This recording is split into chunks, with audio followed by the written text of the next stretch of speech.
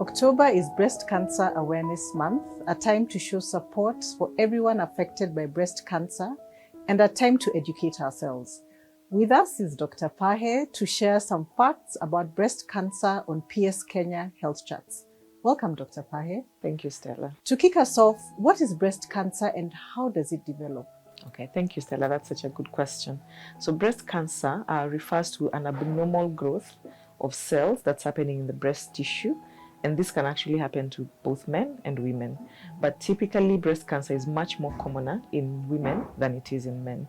So the abnormal growth can be classified into two. There's a type that can grow that is abnormal but not cancerous, but there's a type that can grow and is actually cancerous, meaning it's spreading very fast and it's very aggressive and it's causing a lot of destruction to the breast tissue. Okay.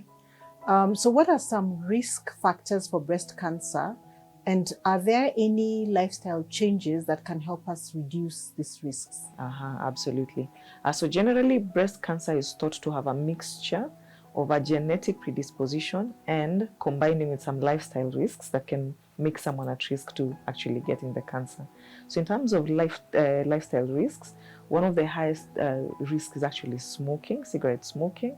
That's also followed by alcohol consumption that's excessive.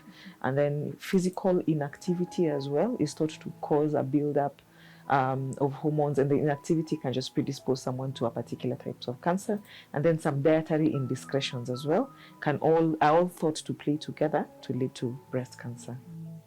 Okay, so what advice would you give to women about regular breast self-exams and mammograms? So first I'll start by just clarifying, as we talked about the risk factors.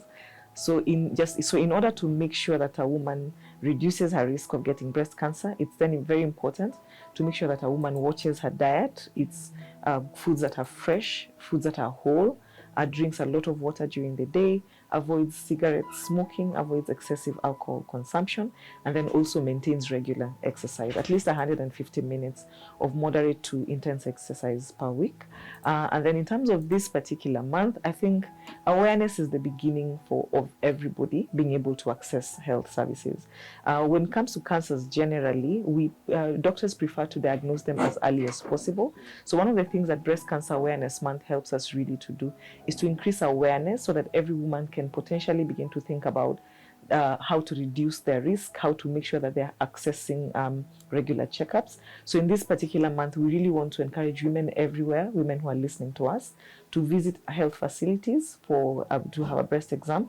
But additionally, for this particular month, we also want to support women to consistently undertake a breast self-exam after a shower in the morning, after when they're showering in the evening as well, to just run their hands so that they're used to the feel of their breast, they're used to the texture of their breast. If they can do that regularly, anytime something very small and abnormal comes up, because they're used to the texture and the feel of their breast, then they're able to tell this is abnormal, and then they can quickly run to a health facility. So we advocate for self-exams during this month particularly, but we also advocate for mammograms as advised by healthcare providers.